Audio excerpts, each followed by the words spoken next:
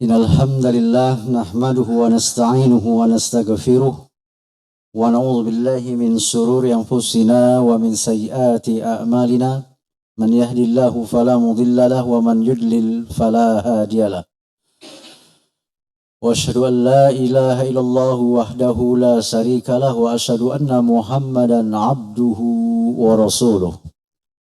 Ya ayyuhalladzina amanu taqullaha haqqa tuqatih wa la tamutunna illa wa antum muslimun.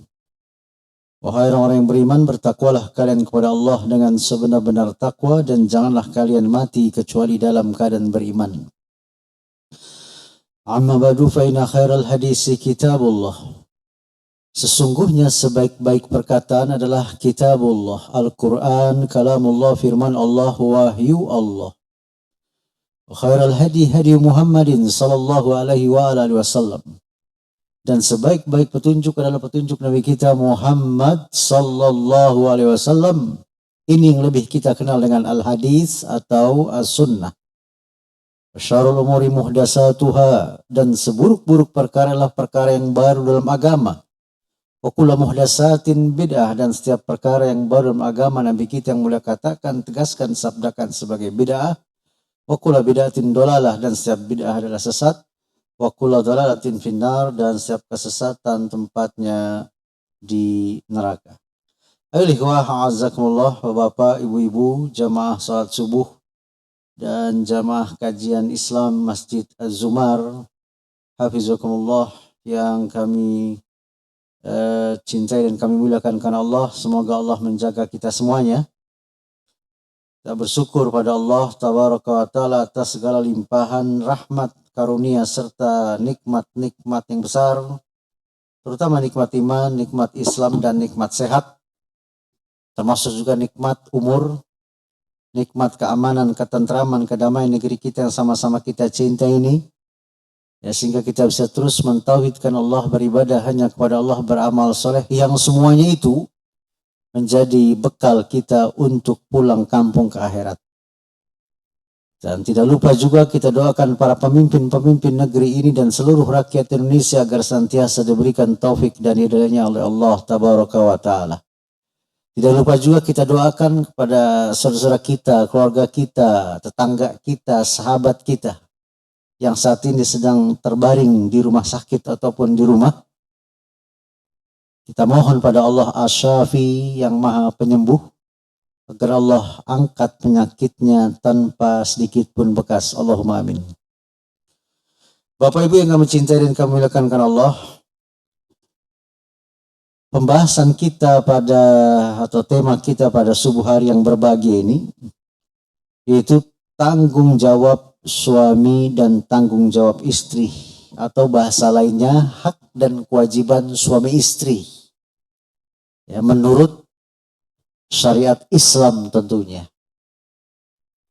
Ya, mengapa dikatakan menurut syariat Islam? Karena agama kita agama yang sempurna, yang mengatur seluruh aspek kehidupan manusia. Dari manusia bangun tidur sampai tidur lagi. Dari urusan kamar mandi, Pak, sampai urusan negara diatur Islam. Ya, termasuk masalah rumah tangga, masalah keluarga. Islam pun mengaturnya. Al-yauma akmaltu lakum dinakum wa atmamtu alaikum ni'mati wa raditu lakumul Islam madinah. Al-Maidah ayat ketiga, pertengahan ayat. Pada hari ini kata Allah, telah kusempurnakan Islam menjadi agama bagi kamu dan telah kucukupkan nikmatku untuk kamu, serta telah kuridhoi Islam menjadi agama bagi kamu. Allah juga perintahkan kita untuk masuk ke dalam Islam secara keseluruhan. Ya. Kalau itu perintah, kita kerjakan secara, kata Allah, mastata'tum, semampu kalian. Kalau itu larangan, kita tinggalkan secara totalitas. Ya ayyuhalladzina amanu udkhulu fis silmi kaffah wa la tattabi'u khutuwati syaitan innahu lakum aduwwum mubin. Wahai orang-orang yang beriman, masuklah kamu ke dalam Islam secara kafah. Apa itu kafah? keseluruhannya.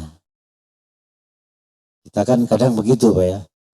Ibadahnya udah bagus sesuai cara Islam, tapi pembagian warisnya nggak mau cara Islam, maunya dibagi rata. Ya. Udah bagus dia berbakti sama orang tua, tapi sehari-hari nggak menutup aurat. Ya. Semuanya cara Islam, ekonominya yang dipakai ekonomi kafir, bukan ekonomi Islam. Dan seterusnya Pak. Nah, termasuk kita harus berusaha dalam kita menjalankan rumah tangga, khususnya suami istri, ya miniatur negara terkecil itu Pak, sesuai syariat Islam. Para ulama menjelaskan keluarga diibaratkan seperti batu bata pertama dalam sebuah bangunan masyarakat. Kalau rumah, istilahnya peletakan batu pertama ya Pak, gedung dan seterusnya. Apabila keluarga itu baik, maka masyarakat pun akan ikut menjadi baik. Dan sebaliknya, jika keluarga rusak, maka masyarakat menjadi rusak pula. Oleh karena itu Islam amat memperhatikan urusan keluarga. Sebagaimana Islam mengatur hal-hal yang dapat menjamin keselamatan dan kebahagiaan dalam rumah tangga. Islam mengibaratkan keluarga seperti suatu lembaga yang berdiri di atas suatu kerjasama di antara dua orang. Dan menjadi penanggung jawabnya siapa Pak? Suami. Ya. Suami. Berdasarkan ayat yang sering kita dengar Pak ya. Ar-rijalu qawwamuna 'alan nisa bima fadallahu ba'dhum ala ba'di wa bima anfaqu min amwalihim. Fassalihatu qanitatun hafizatun lil ghaibi bima hafizallah. Kaum laki-laki itu adalah pemimpin bagi kaum wanita. Oleh karena Allah telah melebihkan sebagian mereka, yaitu laki-laki, atas sebagian yang lain, yaitu wanita. Dan karena mereka laki-laki telah menafkahkan sebagian dari harta mereka, sebab itu maka wanita yang salih ialah yang taat kepada Allah, lagi memelihara diri ketika suaminya tidak ada. Oleh karena Allah telah memelihara mereka. An-Nisa ayat 34. Nah, ini diantara dalil para ulama Pak, khususnya ibu-ibu ya. Kalau ibu-ibu di rumah, suaminya lagi keluar rumah, lalu di depan rumah ada bapak-bapak lewat, jangan ibu bilang, Pak mampir Pak. Boleh gak? Nah ini ayatnya. Ya, tidak diperbolehkan. Ya, karena suaminya tidak ada. Iya.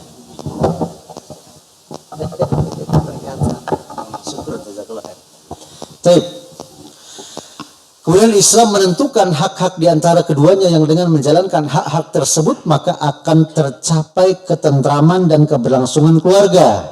Maka Islam menyuruh keduanya agar menunaikan apa yang menjadi kewajibannya serta tidak mempermasalahkan beberapa kesalahan kecil yang mungkin saja terjadi. Ya, jadi ini kita harus saling menjaga ya Bapak Ibu, suami istri itu. Jangan masalah kecil jadi besar, masalah besar jadi tambah besar.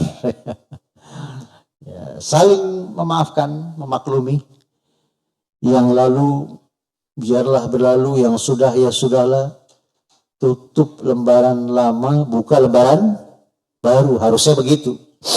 Ya. Allah berfirman, ini sering dibawakan dalam akad nikah ya. Allah berfirman, "Wa min ayatihi an khalaqalakum min anfusikum azwajan litaskunu ilaiha wa ja'ala bainakum mawaddatan wa rahmah inna fi dzalika laayatil liqaumin yatafakkarun." Dan di antara tanda-tanda kebesaran Allah ialah Dia menciptakan pasangan-pasangan untukmu dari jenismu sendiri agar kamu cenderung dan mereka tentram kepadanya, dan Dia menjadikan di antaramu rasa kasih sayang Sungguh pada yang demikian itu benar-benar terdapat tanda-tanda kebesaran Allah bagi kaum yang berfikir. Dari ayat ini para ulama menjelaskan Bapak Ibu, yang namanya rumah tangga yang ideal itu harus lebih banyak apa? Senangnya, harus lebih banyak bahagianya, harus lebih banyak kasih sayangnya, harus lebih banyak ketentramannya daripada susahnya, daripada ributnya. Soal gesekan, ada keributan-keributan, tidak jadi dominan dalam rumah tangga. Nggak boleh dominan. Yang dominan itu harus bahagianya. Yang dominan itu harus senangnya, cerianya, bercandanya, komunikasi yang baiknya, akhlakul karimahnya. Maka kalau rumah tangga yang dominan adalah keburukannya, ya, KDRT-nya, ya, kalau ada suami ya KDRT pada istrinya, kalau istrinya nggak bersabar, boleh dia minta ajukan cerai yang dinamakan dengan apa? Kulu, ya. Jadi mengajukan perceraian. Tapi yang memutuskan tentu di tangan suami. Ya, contohnya suami sudah dinasihati sholat, bertahun-tahun nggak sholat, ya. Suami akhlaknya buruk, ya, boleh, dibolehkan untuk mengajukan, mengusulkan perceraian itu, ya. Allah berfirman dalam Al-Baqarah 187 di pertengahan ayat itu, hunna libasul lakum wa antum libasul lahunna. Mereka, istri-istri kalian itu adalah pakaian bagimu dan kamu pun adalah pakaian bagi mereka. Yang namanya pakaian untuk menutup apa Bapak Ibu? Aurat, ya, saling menutup. Abdullah bin Abbas, Mujahid dan Sa'id bin Zubair berkata, maksudnya mereka para istri itu sebagai ketenangan bagi kalian dan kalian pun sebagai ketenangan bagi mereka. Ya, saling menghargai, saling menghormati, saling menutupi aib. Ya. Sedangkan Ar-Rabi bin Anas rahimahullah berkata, mereka sebagai selimut bagi kalian dan kalian pun sebagai selimut bagi mereka. Kesimpulannya, bahwa suami dan istri masing-masing dari keduanya saling bergaul satu sama lain, menyentuhnya serta menggaulinya dengan cara yang ma'ruf, dengan cara yang baik. Ini jangan sampai, khususnya bapak-bapak ya, juga ibu-ibu sama ya, itu jangan sampai dengan tetangga baik. Kami punya pengalaman, ada seorang ustadz senior di Pondok Bambu, itu istrinya datang ke rumah nangis-nangis sambil memperlihatkan tangannya, kakinya biru-biru. Dia bilang nggak usah dibuka bu, nggak usah. Dia perlihatkan bukti bahwa suaminya itu apa? KDRT.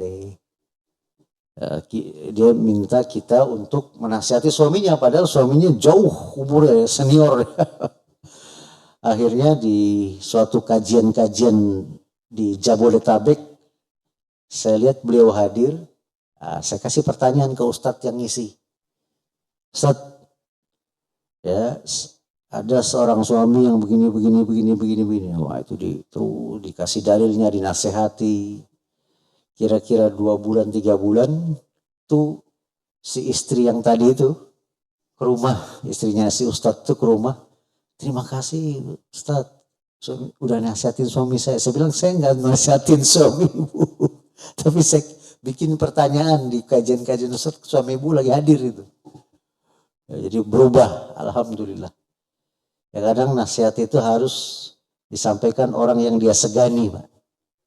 Iya, orang yang lebih tua, yang dihormati, yang kata-katanya bijak, dipegang, ya, pendapatnya, kata-katanya itu. Ya. Ya, intinya kita jangan sampai sama orang baik, tapi sama istri sendiri, sama suami sendiri, apa? Galak, judes, marah, melotot, melengking, suaranya teriak, banting pintu, ada piring terbang, gelas terbang. Allahul musta'an ya Pak ya. Cinta dan kasih sayang di antara suami istri merupakan rahmat dan karunia Allah. Sebagaimana Allah memberikan cinta dan kasih sayang di antara kedua mukmin. Setiap manusia mendambakan cinta dan kasih sayang tersebut selalu ada dan langgeng pada setiap pasangan suami istri. Oleh karena itu, Allah Subhanahu wa taala menentukan beberapa hak bagi mereka yang bisa menjaga dan memelihara rasa cinta dan kasih sayang tersebut dari kesirnaannya. Jadi kan ada Allah juga menegaskan dalam Al-Baqarah 228 maksudnya pertengahan ayat walahunna mislul ladzi 'alaihinna bil ma'ruf. Para wanita mempunyai hak yang seimbang dengan kewajibannya menurut cara yang ma'ruf. Nanti kita akan jelaskan ya. Hak-hak suami istri apa-apa saja poin-poinnya ya.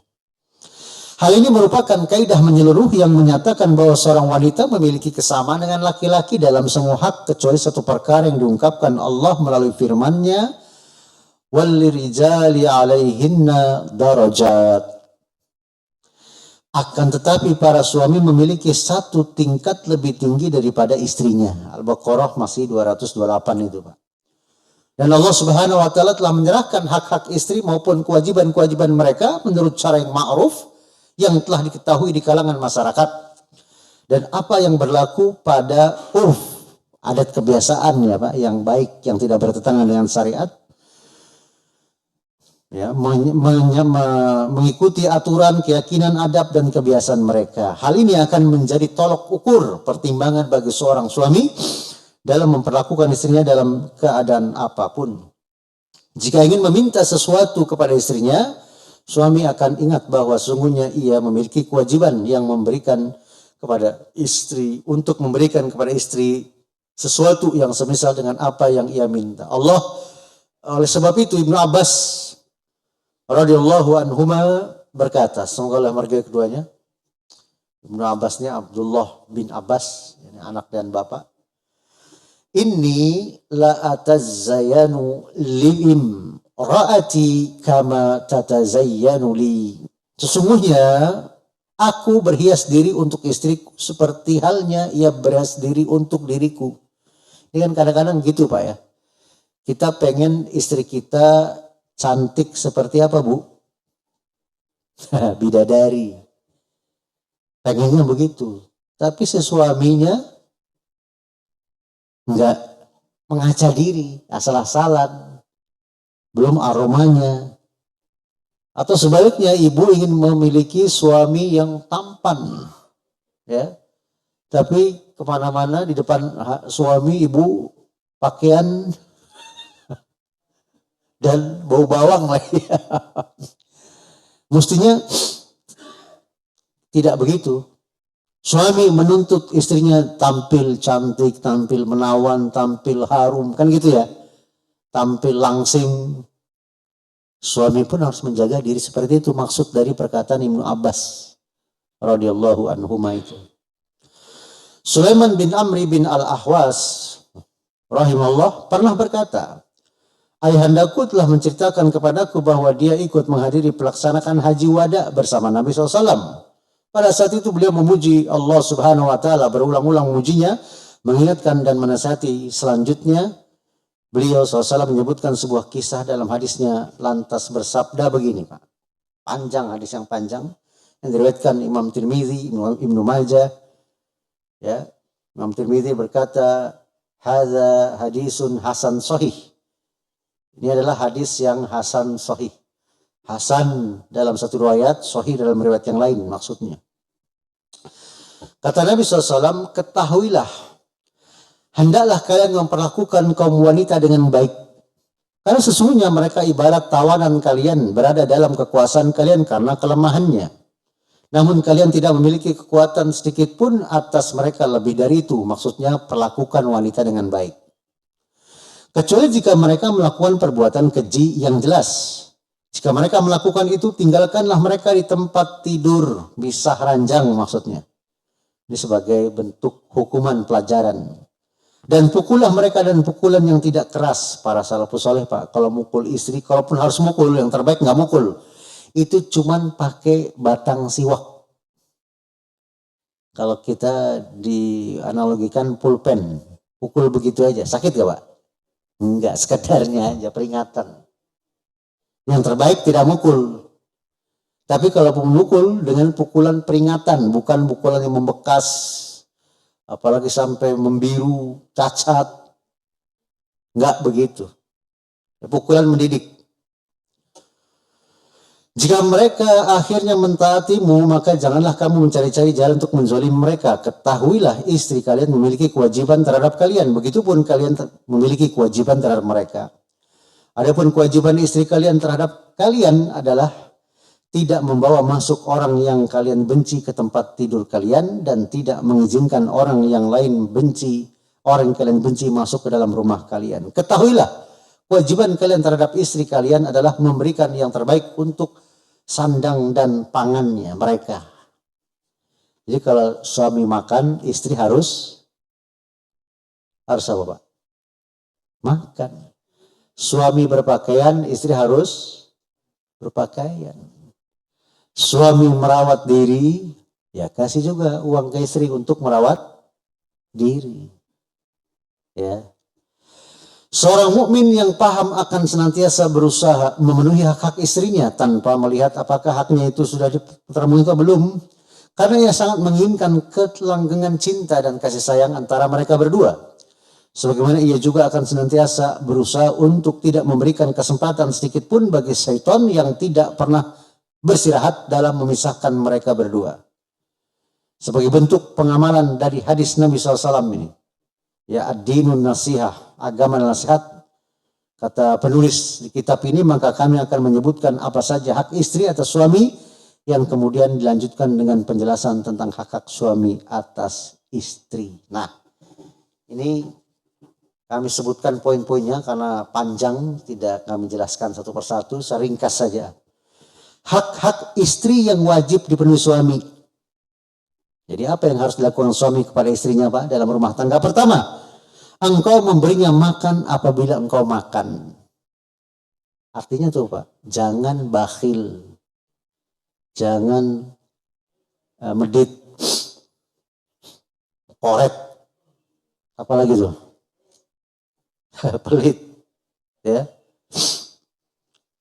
Ini kan kadang banyak kejadian, Pak, suaminya di luar makannya mewah, enak, istrinya di sama anaknya makan apa? Ya, tempe protein loh, bagus. Ya. Nah, yang kedua, suami memberinya pakaian apabila engkau berpakaian. Jadi kita, Pak, pengen banget, terus kita suruh anak kita, istri kita berjilbab, tapi nggak dibeliin uangnya untuk beli jilbab. Ya. Selanjutnya, jangan suami memukul wajahnya. Nggak boleh, Pak, hindari memukul wajah. Dan yang terbaik tidak memukul. Sekali lagi, yang terbaik tidak mukul. Kalaupun mukul, jangan wajah, dan itu pun pakai siwak kecil itu, batang siwak yang kecil itu. Ya, kalau kita kayak pulpen barangkali, pensil ya. Jangan suami menjelek-jelekkan istrinya, nggak boleh. Suami tidak menjelek-jelekkan istrinya. Ya, begitupun sebaliknya sama. Yang selanjutnya, suami tidak meninggalkannya melainkan di dalam rumah. Jadi kalau ada masalah, jangan suami pergi begitu aja. Ya, tetap aja di dalam rumah. Ya, nanti kalau sudah tenang, diselesaikan kembali. Ini kita baca poin-poinnya saja ya, Pak. Dalil-dalilnya lengkap di sini. Kemudian mengajarkannya ilmu agama. Ini diantara tafsir ya ayyuhalladzina amanu qu anfusakum wa ahlikum Naro, At-Tahrim ayat 6 itu. Surat 66 ayat 6. Wahai orang beriman, jagalah dirimu dan keluargamu dari siksa api neraka. Tafsir para sahabat, para tabiin, maksudnya mengajarkan anak istri itu ilmu agama. Kalau kita nggak bisa menjelaskan, bikin Pak di rumah kita perpustakaan pribadi. Disusun tuh yang atas kitab tafsir, bawahnya kitab hadis, fikih, akhlak, muamalah, begitu. Jadi memang patutnya setiap keluarga muslim punya perpustakaan pribadi. Ngomong-ngomong di Masjid Az-Zumar ada perpustakaan nggak Pak? Di mana Pak? Oh ada ya, alhamdulillah. Ya, karena masjid itu selain tempat ibadah mahdoh sehari-hari Pak ya, juga sebagai harusnya pusat ilmu. Nah, di antara tafsirnya lagi apa Pak? Menegakkan amar ma'ruf nahi mungkar di rumah tangga. Itu menjaga diri dan keluarga dari siksa api neraka. Ya, contoh, Bapak punya istri, punya anak, makan minum tangan kiri. Nah itu dinasihati. Nabi SAW bersabda, makan dan minumlah kalian dengan tangan kanan kalian, dan janganlah kalian makan minum dengan tangan kiri kalian, karena sesungguhnya syaitan makan minum dengan tangan kirinya. Itu sebagai contoh. Ya. Kalau di rumah ada yang bantu-bantu, ART, kan itu kan bukan mahram suami ya, Bapak Ibu ya. Diperintahkan pakai jilbab. Karena itu tanggung jawab. Ya majikannya lah, tuannya itu. Diingatkan sholat dan seterusnya ya. Kemudian ya kalau anak-anak kita berkata yang buruk, ya dinasihatin, diingatkan. Itu menjaga diri dan keluarga dari siksa api neraka. Kemudian menasihati istri dengan cara yang baik. Ya, jadi kalau istri Bapak teriak, Bapak jangan ikut teriak, Pak. Diingatkan saja. Ya, Bapak kalau manggil istri biasanya apa, Pak? Ibu kalau manggil suami biasanya Bu? Hah? Berarti istri manggil suaminya Bob berarti ya? Istrinya teriak misalnya, suami, Beb, kamu bisa diam gak sih? Nah, itu keliru Pak. Bilang aja baik-baik, Beb, coba suaranya kamu pelanin. Kan aku cuman jarak sejengkal sama kamu, kenapa harus teriak-teriak gitu ya. Baik-baik aja. Nah, biasanya istri nurut Pak. Jangan kita teriak balas teriak ya. Kemudian mengizinkan istri keluar untuk kebutuhannya yang mendesak ya, ke mana belanja gitu ya, atau harus ke rumah orang tuanya yang sakit. Nah, ibu bapak hati-hati tuh, ada riwayat palsu beredar di masyarakat. Katanya di zaman Nabi ada wanita yang taat sama suaminya, tapi ini hadis palsu, hati-hati ya. Dikabarin, bapakmu di rumah lagi sakit. Wah, saya nggak ada izin suami. Suatu ketika lagi dikabarin, bapakmu itu sakit keras sekarang. Wah, suami saya nggak ada di rumah, nggak ada izin suami. Terus dikabarinnya apa lagi? Bapakmu meninggal. Aduh, saya nggak ada suami. Terus dikatakan nih istri yang solehah. Itu hadis palsu Pak. Emang begitu Bu, kalau ada orang tua meninggal kita nggak keluar rumah Bu? Enggak. Ya, rawat jenazah, urus jenazah orang tua kita. Ada keperluan-keperluan yang mendesak, yang darurat, boleh. Ya, tidak mengapa. Jadi suami izinkan. Suami harus berlaku adil kepada para istrinya. Ini kalau punya istri lebih dari satu ya, 2, 3, 4 dibatasi ya Pak. Kemudian sepulang dari safar, suami sholat 2 rakaat di masjid, lalu dia bisa langsung bergaul dengan istrinya. Jadi jangan tiba-tiba pulang, Pak. Kalau pulang pun bagusnya memberitahu ya. Jadi biar istri senantiasa tampil apa? Ya prima lah begitu. Waspadalah terhadap fitnah wanita. Ini harus jaga pandangan ya, khususnya kita para laki-laki, Pak. Itu 10 beberapa hak ya istri yang wajib dipenuhi oleh suami, yang harus dilakukan suami. Nah, sekarang hak suami yang wajib dipenuhi istri. Apa yang dilakukan istri kepada suaminya? Pertama, istri wajib taat kepada suaminya. Ya, para ulama sepakat istri wajib taat kepada suaminya selama tidak diperintah maksiat. Jika diperintah maksiat, tolak dengan cara yang baik. Soal, emang ada suami yang memerintahkan maksiat? Ada gak, Bu? Ada saja. Ya, berapa banyak suami ngelarang istrinya untuk mengunjungi orang tuanya? Banyak gak? Banyak. Berapa banyak suami yang ngelarang istrinya ketika pergi kondangan pakai jilbab suruh buka? Itu tolak dengan cara yang baik. Ya, kita nasihati suami kita baik-baik. Ya. Kalau perintahkan maksiat tidak boleh dengar dan tidak boleh taat. Tolak dengan cara yang baik. Sama Pak, kita rakyat wajib taat kepada pemerintah selama tidak diperintah maksiat. Jika diperintah maksiat, tolak dengan cara yang baik. Bawahan wajib taat kepada pimpinan, gitu ya. Kemudian murid wajib taat sama gurunya. Umat wajib taat kepada ulamanya.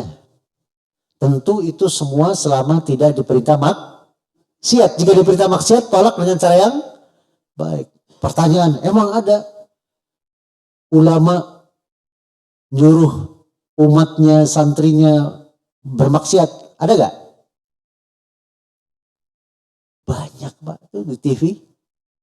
Pimpinan pondok pesantren ini begini. Bahkan belum lama terjadi di Pondok Kelapa. Viral. Lihat beritanya gak, Bapak Ibu? Oh, belum dengar ya? Jadi semacam sekolah tahfiz ya, nggak jauh dari sini, saya nggak tahu di jalan apa itu di berita ya. Itu dia termasuk pimpinan dan guru juga melakukan pelecehan kepada santrinya. Sesama jenis lagi sudah masuk kantor polisi orangnya. Kira-kira 1 mingguan ini lah, 1 pekanan ini kejadiannya lah. Ya, viral itu. Yang kedua, istri harus banyak bersyukur dan tidak banyak menuntut. Jadi harus melihat kemampuan suami. Karena banyak, Pak. Gara-gara istri nggak bersyukur, suami akhirnya mencari yang haram. Sehingga punya prinsip, mencari yang haram aja susah, apalagi yang halal. Nauzubillah ya Pak ya. Jadi diingatkan suami, mencarinya yang halal-halal saja. Ya, jangan sampai kita nanti ya sama-sama disiksa di neraka. Istri diperintahkan tinggal di rumah dan mengurus rumah tangga dengan baik. Nah, ini ada penjelasan ya. Gimana kalau istri kerja? Ya, para ulama menjelaskan merinci. Istri kerja dengan beberapa syarat. Pertama, dengan niat membantu perekonomian keluarga atau membantu perekonomian suami. Kedua, harus izin siapa, Pak? Suami. Ketiga, sifat kerjanya tidak boleh bertentangan dengan syariat. Ya, seperti berdua-duaan dengan laki-laki bukan mahram, berjabatan tangan kan nggak boleh, itu bukan mahram. Ya, seperti itu Pak. Di antara syaratnya. Yang terakhir syaratnya tidak melalaikan kewajiban istri di dalam rumah tangganya. Jangan Pak, Bu, jangan seperti itu ya. Kemudian istri harus berhias, selalu tersenyum dan tidak bermuka masam di hadapan suami. Kenapa? Karena umumnya suami sudah di luar itu banting tulang apa Pak istilahnya? Banting tulang, peras, keringat, gulung kulit, apalagi ya kerja keras. Betul, istri juga bekerja di rumah itu mengurus rumah tangga ya. Ya tapi kalau suami pulang itu jangan kita cemberut. Ya. Ada di beberapa rumah tangga ya, istri baru pulang tahu-tahu suami baru pulang tahu-tahu istri bawa pakaian suami dilempar keluar. Banyak kejadian gitu Pak. Banyak itu kejadian begitu. Ini harus disikapi dengan baik tentu oleh suami. Istri tidak boleh mengungkit harta yang diberikan kepada suami dan keluarganya. Ya, jadi kalau suami ngasih uang ke orang tuanya, ke saudara kandungnya, wajar gak Bapak Ibu? Wajar. Dan istri justru harus mendorong suami untuk berbakti sama orang tuanya, bukan dilarang-larang. Ya, kan yang penting nafkah istri mencukupi. Ya, jadi kita sebagai istri tidak boleh melarang suami memberikan sesuatu kepada orang tuanya. Ya, kan itu suami bisa seperti itu didikan ya orang tuanya. Istri sudah terima bersih, terima beres. Makanya Bapak Ibu, banyak kasus ya, mungkin udah ratusan orang nelfon kami ya. Yang inti permasalahannya adalah seluruh penghasilan suami diberikan ke istri. Ada istri-istri yang bakhil sehingga suami susah ngasih ke orang tuanya. Ya. Sebenarnya para ulama di kitab-kitab fikih Pak ya, itu memberikan aturan suami, ini maaf ya, contoh, ini misalnya suami gajinya sebulan misalnya 100 juta. Itu kecil apa kegedean? Kecil ya. 100 juta. Yang bagus kasih istri 50 juta. Suami pegang 50 juta. Ya, nanti kenaikan jabatan ada prestasi ternyata gaji suami jadi 200 juta. Ya. Kalau Bapak tetap ngasih 50 juta itu bakhil namanya Pak, pelit. Karena apa? Karena penghasilan suami sudah naik, meningkat. Ya kasih berapa lagi gitu ya. Nah yang dikritisi para ulama, jangan kasih semuanya ke istri. Nanti suami ngasih orang tuanya, ngasih keluarganya susah. Ya, yang penting istri kebutuhannya dicukupi, anak dicukupi, rumah tangga dicukupi. Ini ada pembahasan yang panjang ya Pak ya. Ya sampai saya punya murid datang ke rumah minta tolong anterin ke peternak kambing di Pulau Gadung, Rawa Jahe ya, ada Rawa Jahe ya? Ya Pak, ada Rawa Jahe ya? Pulau Jahe, bukan ya benar Pulau Jahe. Di situ rumah dia ngomong ke saya begini, padahal dia ya, saya tahu gaji murid saya itu, saya tahu ya sekian belas juta, istrinya sekian puluh juta, saya tahu itu. Dia ngomong ke saya begini Bapak Ibu, Pak saya lapar Pak. Oh lapar, ayo makan yuk. Saya ajak keluar makan,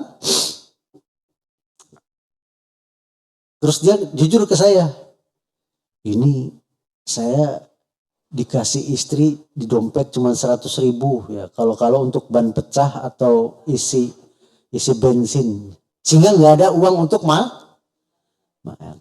Akhirnya kita yang bayarin, Pak. Tidak seperti itu rumah tangga. Apa yang sampai situ, orang tua murid saya ini nelfon saya, itu nasihatin tuh uangnya semuanya di istrinya. Akhirnya jadi banyak masalah.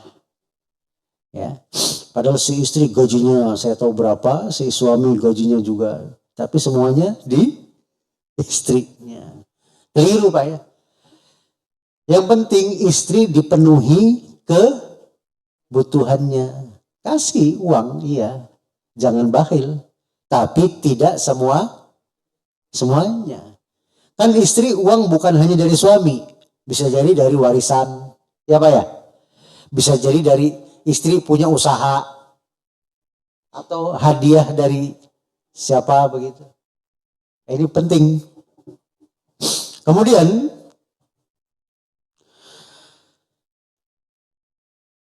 istri tidak boleh menyakiti suami baik dengan ucapan maupun perbuatan, ya. Masing-masing tahan lisannya, jangan sampai saling menyakiti. Istri harus dapat berbuat baik kepada kedua orang tua dan kerabat suami. Ini penting, ya. Istri harus pandai menjaga rahasia suami dan rahasia rumah tangga.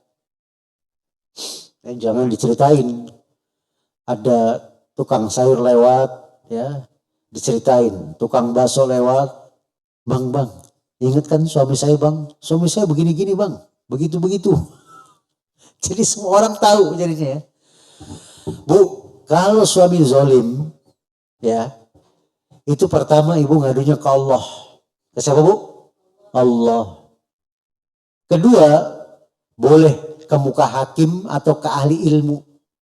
Kurang-kurangnya mereka akan menenangi hati ibu, ya, sebaik-baiknya bisa memberikan solusi. Ya, apakah suaminya dinasihatin dan seterusnya. Ya. Itu di antara gibah yang diperbolehkan. Jadi di depan ahli ilmu atau di depan hakim.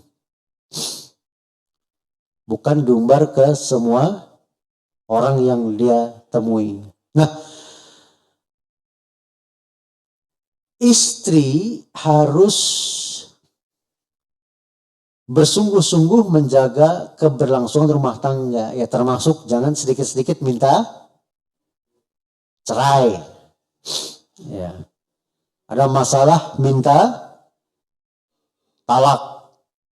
Nah, ini tidak baik rumah tangga yang seperti ini. Dan si suami juga jangan dikit-dikit mengumbar cerai. Tidak boleh, ya, saling menjaga.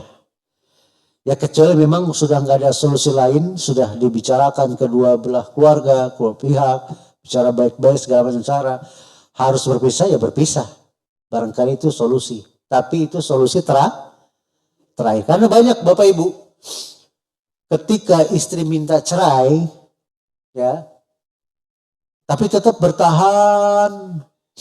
Contoh, kira-kira setengah tahun lalu, ya, mungkin, ya, apa beberapa bulan lalu, ada seorang laki-laki itu KDRT terus sama istrinya. Si istri udah lama minta cerai, nggak dicerai-cerai.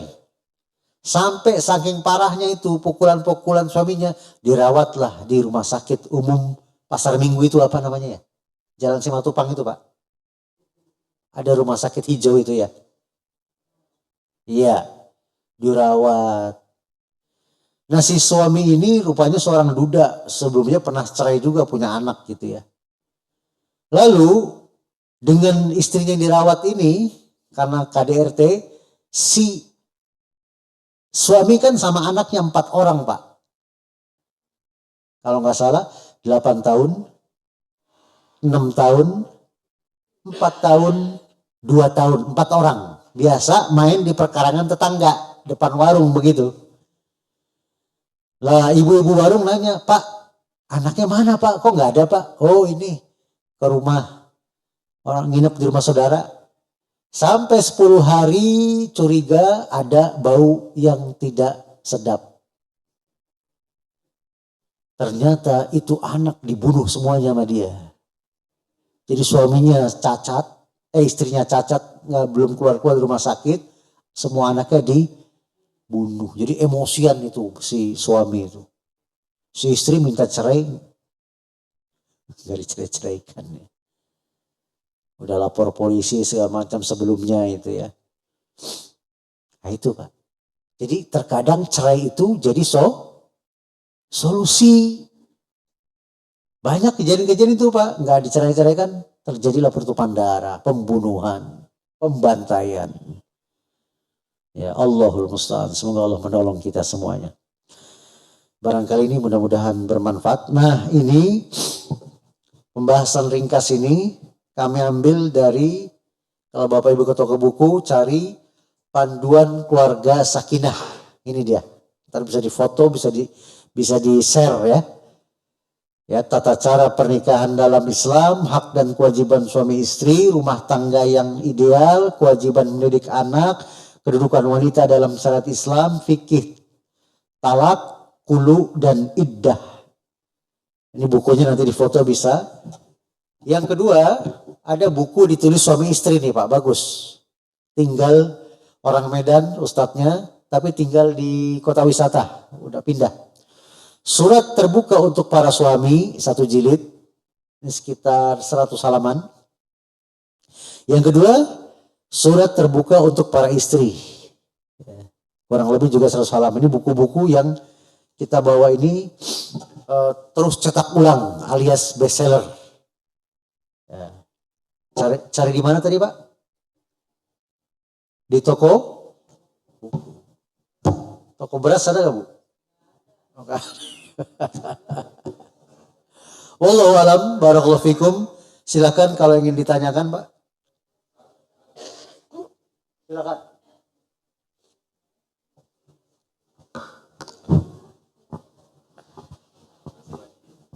Iya Pak, silakan Pak. Ibu apa Bapak? Assalamualaikum warahmatullahi wabarakatuh. Salam. Bismillahirrahmanirrahim. Ini Ustadz tadi mengenai yang Ustadz dibahas. Ya. Itu mengenai ini Ustadz, anak-anak Ustadz ya. Kita kan akan mendidik anak ya Ustadz ya. Ya. Kalau laki-laki itu nanti akan sebagai pemimpin keluarga. Ya. Kalau anak perempuan itu nanti sebagai ibu rumah tangga. Karena kan perempuan itu kan nanti kan sebagai madrasahnya anak-anak Ustadz ya. Saya mau garis bawahi untuk anak perempuan Ustadz. Batas usia berapa Ustadz ya mendidik anak perempuan itu agar nanti ke depannya bisa menjadi ibu rumah tangga, istri solehah gitu Ustadz. Misalnya mulai dari mengurus, membantu ibunya di rumah dan sebagainya. Itu mulai usia berapa Ustadz? Makasih. Bagus pertanyaannya. Tentang sejak usia berapa seorang anak perempuan di dalam agama kita untuk diberikan pendidikan dan membantu ibunya. Jawabannya sedini mungkin. Sedini. Saya ambil contoh. Ibunya lagi nyetrika pakaian. Tuh anak kan masih balita, sok tahu ya Pak. Itu pakaian-pakaian yang udah rapi, dia juga mencoba untuk merapikan juga sebenarnya, tapi ternyata acak-acakan, berantakan. Pendidikan yang benar dari para pakar pendidikan Islam, itu anak bukan dimarahin, tapi diarahkan untuk merapikan. Ya, dinasihati. Ya, nah, itu jangan begitu, nah itu salah, nah ayo kita bereskan. Berarti kan sejak dini itu sudah diajarkan, dididik. Ya. Sampai kapan? Secara umum sampai dia mendapat suami. Tapi juga bukan berarti setelah dia punya suami kita nggak nasihatin, tetap memberikan nasihat. Ya. Dalam surat Az-Zariyat surat 51 atau 55 itu kan tegas. Fadzakir fa inna dzikra tanfa'ul mu'minin. Dan tetaplah memberi peringatan, nasihat, karena nasihat itu bermanfaat untuk orang-orang yang beriman.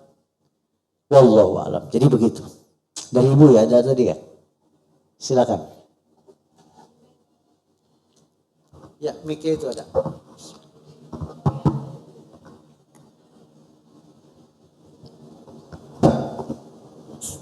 Bismillahirrahmanirrahim. Terima kasih Pak untuk bahasan berkenaan dengan masalah keluarga. Wa iyyakum Bu, ya. Karena mungkin seseringnya yang dapat materi-materi seperti ini adalah kalangan umahat atau ibu-ibu, jarang sekali mungkin di kalangan-kalangan laki-laki ya. Karena majlis taklim itu banyaknya kan ibu-ibu. Tapi dengan adanya bahasan-bahasan yang di kalangan Bapak mungkin di majlis Jumatan dan sebagainya akan membuat ada perbaikan atau balance dalam masalah-masalah keluarga. Baik. Ya. Terus berkenaan dengan masalah itu surat Ar-Rijalu Qawwamuna 'alan Nisa, ini pengertian bahwa laki-laki adalah pemimpin. Ya. Mohon lebih dijelaskan lagi tentang ruang lingkup Ar-Rijal ini, karena banyak yang, karena kita kan sebenarnya ini rumah tangga udah uzur, udah tua ya, sebenarnya kita mengamati pada generasi yang lebih muda lagi.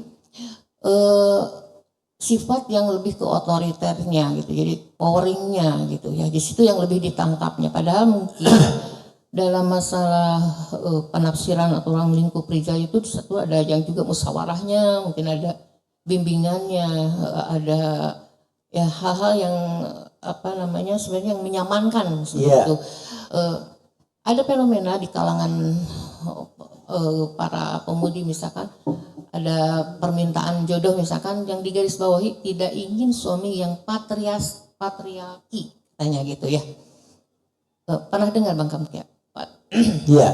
Ya, karena terus ternyata dalam prakteknya itu mungkin contoh misalkan istri sudah sama-sama kerja dan sebagainya, tapi semua tetap dikerjakan oleh si pihak istri, sehingga suami misalkan anteng baca HP, baca koran, sementara istri juga fokus segala macam. Nah, karena itu bukan ranah laki-laki seolah-olah itu seperti itu. ditambah lagi anak main game ya Bu. Ya mungkin ya gitu ya. Jadi kesannya tuh semua tertumpu pada satu perempuan gitu. Iya. Jadi, nah itu yang kedua, masalah ketaatan. Nah, apakah kan tidak ada taat dalam maksiat gitu ya. Betul. Tapi kadang-kadang pengertian taat ini harus menjadi satu general. Ketika hal-hal yang sifatnya minat, misalkan minat itu, apakah itu juga harus dalam konteks suami istri itu harus taat? Misalkan yang satu suka ke warung, yang satu ke supermarket, pokoknya harus nurut aja harus ke supermarket, apakah harus seperti itu? Ya contoh ya Pak. Iya. Padahal mungkin ada toleransi atau pilihan-pilihan seperti itu. Baik. Begitu Pak itu. Terima kasih. Wa iyyakum Bu, ya. Bagus pertanyaannya ya. Pertanyaan pertama sebenarnya tinggal merujuk akhlak Nabi. Nabi sendiri membantu pekerjaan istri-istrinya di rumah tangganya. Membantu membersihkan rumah Nabi loh. Ya, berarti tidak melulu pekerjaan istri. Ya, suami ikut membantu. Nabi begitu, para sahabat begitu. Nah, jadi kalau ada suami hanya ini rumah tangga misalnya nggak ada ART ya, suaminya cuma baca koran, main handphone, begitu aja ya. Si istri yang terus-terusan mengerjakan pekerjaan rumah, tentu ini tidak tepat. Kenapa? Karena menyalahi contoh Nabi.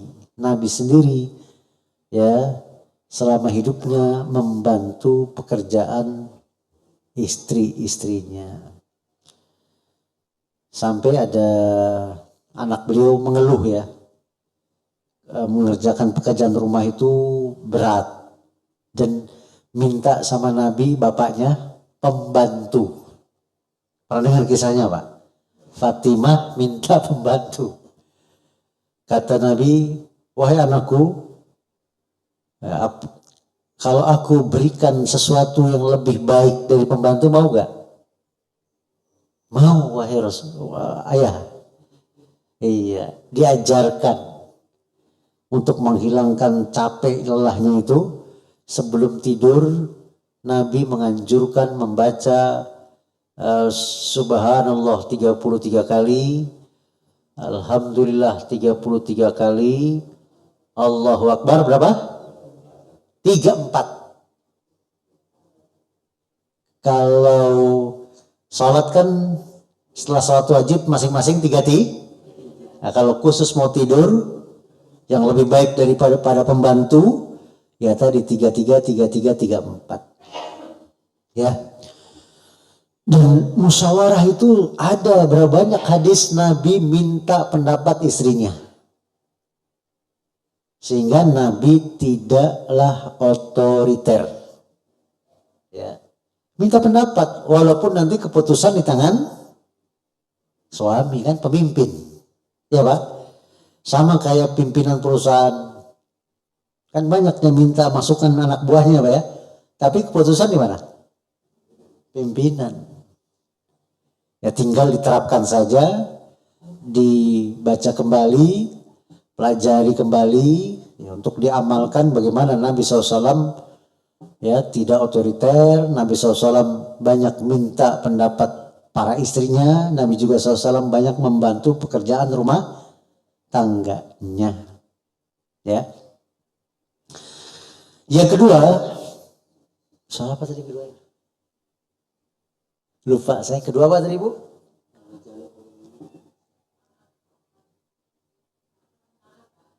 Iya. Iya, ketaatan-ketaatan yang sifatnya wajib, sunnah dan mubah. Bahkan begini, suami bilang ke istri, tadi manggilnya apa? Beb ya? Ya. Beb, oh iya kenapa Bob? Minta tolong bikinin saya itu dong air madu yang dingin ya. Itu menjadi wajib, yang hukumnya mubah itu menjadi apa? Wajib dan berpahala. Karena hukum asal taat kepada suami apa tadi? Wajib. Jadi yang mubah-mubah bisa menjadi wajib. Ya. Kemudian masalah-masalah tadi ya soal ke warung, ke swalayan apa gitu ya Ibu ya tadi pertanyaannya ya. Ya itu tinggal dimusyawarahkan aja. Dijelaskan argumennya baik-baik. Misalnya istri nggak setuju. Ya, Bob jangan ke situ. Kenapa Beb gitu ya? Begini Bob nih, begini. Di sana nggak ada barang yang ini, di sini lebih lengkap begini. Kan enak Pak. Bicarakan saja baik-baik. Dan suami kalau nggak ada alasan yang kuat, ya tentu mengalah. Jangan tetap bersih keras. Itu kan enak ya Bapak Ibu ya. Kalau begitu ya, enak gak? Enak ya. Jadi nggak bersitegang terus. Nah itu tadi rumah tangga itu ya sakinah mawaddah warahmah harus lebih banyak sakinahnya daripada marah-marahnya, bertegang-tegangnya. Wallahu alam. Ada lagi? Ustaz Afwan. Ya, silakan. Saya mendapat satu kasus di masyarakat. Ya. Jadi seorang istri yang terhalang baktinya kepada suami sebab intervensi dari mertuanya gitu ya. Saat istri ingin memasakkan untuk suami, si mertuanya udah masak duluan. Iya. Melarang gitu. Sehingga si istri ini terhalang baktinya untuk suaminya. Dan saat memutuskan untuk pisah rumah, tidak pula diizinkan oleh mertuanya gitu, dengan alasan anak ini anak sematawayang lah ya gitu.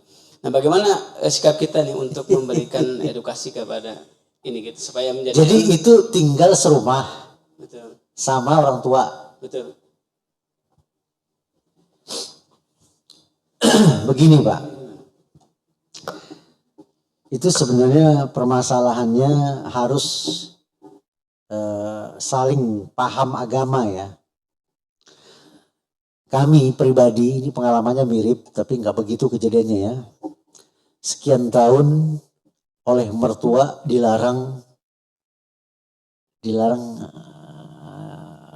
tinggal di luar, harus tinggal di rumah itu. Lalu kami punya seorang guru senior menegur mertua kami, Bu, ini Yasin ini harus pindah jadi biar dia bisa memimpin. Nah, ibu mertua saya pensiunan Departemen Agama ya, tinggal di Pondok Bambu itu. Bicara ke guru kami ini, ke Ustadz ini. Ustadz, menantu saya ini saya larang keluar itu karena begini, saya ini kan udah sepuh. Waktu itu 70-an ya, sudah meninggal. Rahimahullah. Jadi kalau saya mau tanya-tanya agama, saya kan nggak mungkin nelfon Ustadz, nggak mungkin datang ke rumah, saya sudah tua. Jadi biar menantu saya di sini, saya jadi enak bertanya-tanya soal agama. Tapi kan beda kasusnya ya. Nah, kalau yang kasus seperti itu, mesti ada orang yang dihormati mertua itu. Biar anak dan menantunya bisa ya ngontrak rumah atau tinggal di rumah yang lain ya, sewa rumah atau beli rumah, sehingga bisa si istri bisa sepenuhnya berbakti kepada suami. Cari orang yang disegani mertua siapa? Apakah ustadz setempat? Apakah kakaknya, orang tuanya, kakeknya, omnya, sahabatnya, sahabat dekatnya mertua? Kasih masukan. Tentu tanpa mengurangi bakti anak kepada orang tuanya. Ya, bahkan si suami harus mendorong istrinya untuk tetap berbakti sama orang tuanya. Ya barangkali tinggalnya jangan terlalu jauh. Bisa disiasati. Tapi solusinya tadi harus ada orang yang disegani oleh mertua untuk diberikan nasihat, masukan biar anak dan menantunya hidup mandiri. Wallahu a'lam. Ada lagi? Habis? Ustaz, yang pertanyaan bagaimana kalau misalkan si orang tua ini memiliki sifat yang keras gitu Ustaz, sehingga tidak bisa menerima dari sana orang lain, itu masalahnya. Masih mending kalau misalkan dia bisa menerima bukan sana itu permasalahan juga. Enggak. Kita hanya bisa katakan innalillahi wa inna ilaihi rajiun. Musibah ya. Berarti itu harus sabar, nggak bisa lain. Ya. Terus doa kita tidak putus pada Allah supaya dilembutkan hati mertua, begitu kan ya? Memang banyak kejadian ini di masyarakat banyak. Ya.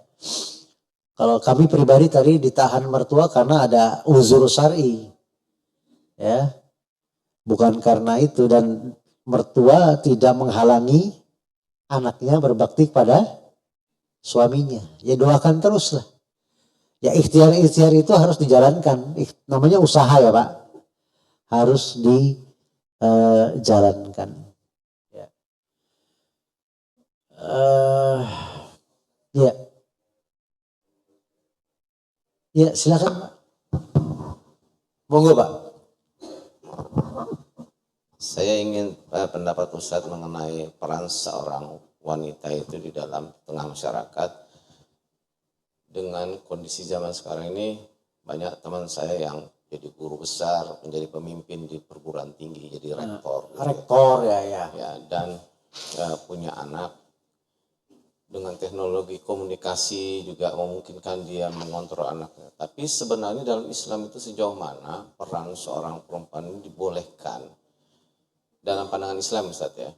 Itu bekerja di luar sampai menjadi seorang pemimpin gitu ya di dalam lingkungan masyarakat itu. Dan sebagai suami itu harus bagaimana sehingga keseimbangan di dalam rumah tangga itu bisa tetap terjaga gitu. Karena kenyataannya suaminya itu jadi mengurangi aktivitas dia di luar karena kondisi istri yang menjadi pemimpinan dalam masyarakat. Sekarang di luar mungkin kalau di dalam negara Islam itu atau mayoritas Islam, ada yang jadi Perdana Menteri dan sebagainya. Gak, maksud saya dalam hal ini sebagaimana diatur, sejauh mana itu untuk seorang wanita bisa berperan seperti itu gitu. Terima kasih. Barakallahu fikum, jazakallahu khairan Pak. Ini bagus ya.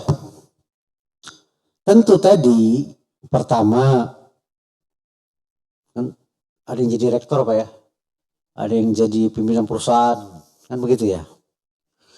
Pertama itu dalam rangka membantu perekonomian keluarga. Kedua, atas izin suami. Ketiga, tidak melalaikan kewajiban rumah tangganya.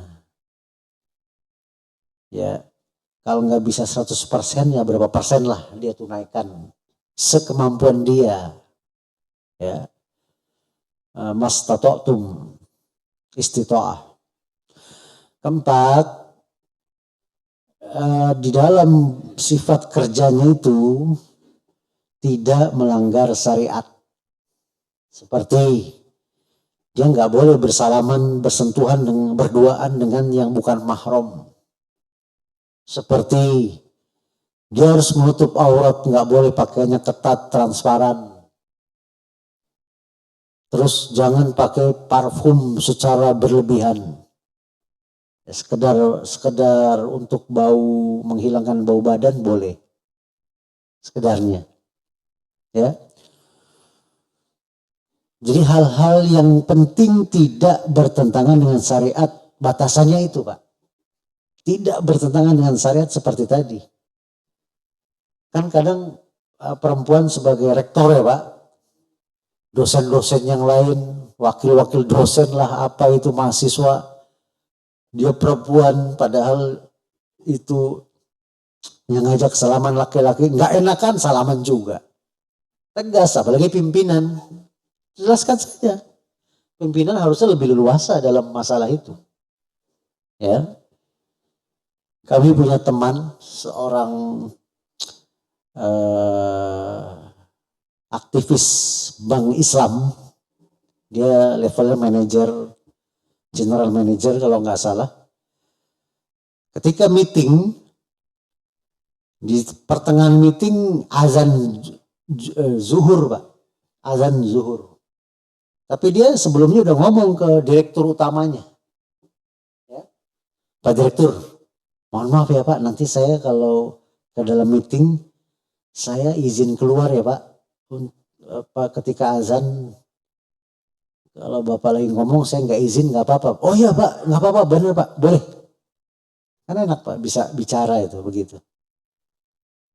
Ya, jadi bicarakan saja Bapak-bapak, ya, para mahasiswa, misalnya dia rektor ya.